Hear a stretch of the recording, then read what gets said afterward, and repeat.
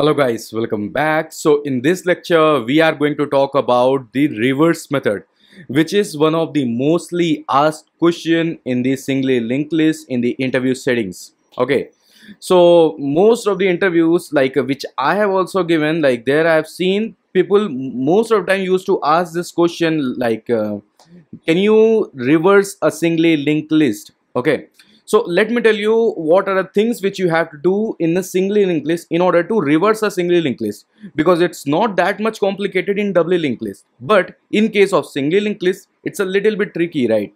Because see, we have one head and one tail, okay, and it is flowing in just one direction. Okay, so A is connected to B, B is connected to C, C is connected to D, and D is connected to null. It is in one direction, right? So if you want to reverse a singly linked list, what you have to do, you have to traverse the linked list first. Traverse in the sense you have to access all the nodes first, and then you have to switch them or reverse them one by one.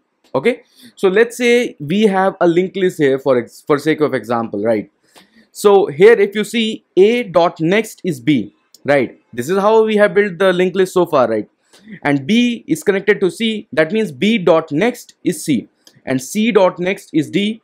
Since after D there is no node, that means D dot next is null. Okay, so there are two ways. One way is either you can loop through these nodes one by one and then switch their places, or you can reach, or the second way is you can reach to the end of the node list and then you start swapping the nodes from there. Not swapping, switching the nodes from there. Okay, so let me show you the way which I would prefer, or it's basically your personal preference, but I just wanted to show you one visual example. Okay, so that you will get a better idea which one you should pick. Okay, so let's say we have this linked list and we want to reverse it. What I would do, I would simply traverse it one by one. Okay, so what I will do, I will simply convert this head node into the tail first.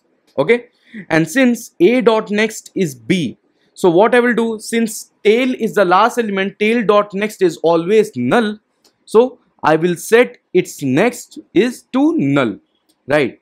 That means we have made this particular node as tail by setting this node's next as null. Okay, and then what we have, A dot next was B. Okay, so we will move on to the next iteration where we will find the second node. Okay, so here if you see B dot next is C, right? Here what we have to do, B dot next we have to store as A, right? So in the loop we will loop through the node list one by one, right?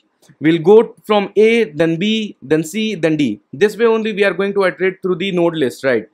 So what I would do, I would first pick the first element, make it tail, second element, make its next value, connect this first element as a next value of this second node. Sorry, I'm keep on saying element in between these linked list things, so I apologize for that. Okay, I'm a little bit habitual for this, so that's why.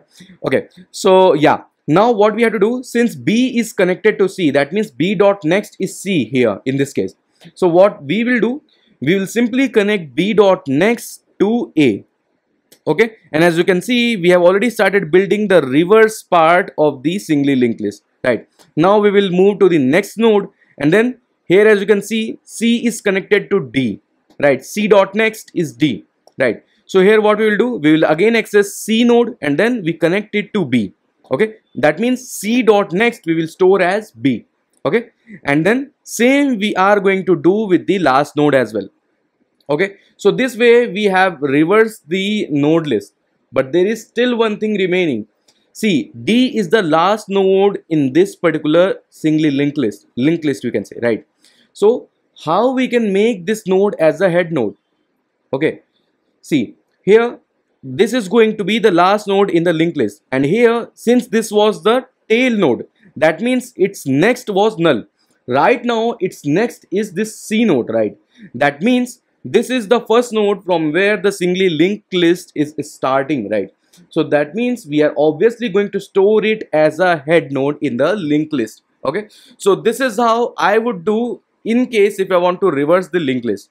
Or what you can do is, you can simply loop through the array once, and then you can start replacing or switching the places from the last node itself.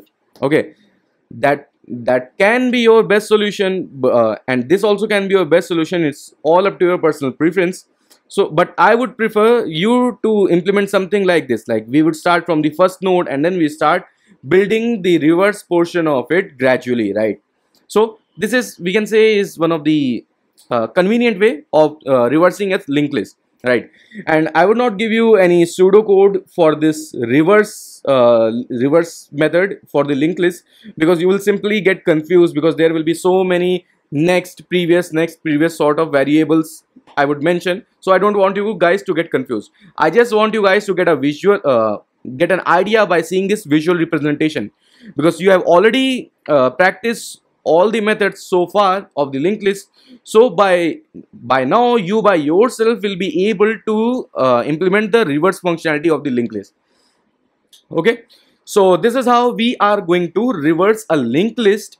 In the next lecture we are going to write the implementation in the next lecture. In this lecture I just wanted to show you how it works. Okay, and why I prefer to show you the visual representation is because this is one of the most asked questions in the interview settings. Okay, so yeah, keep in mind this is one of these important stuff.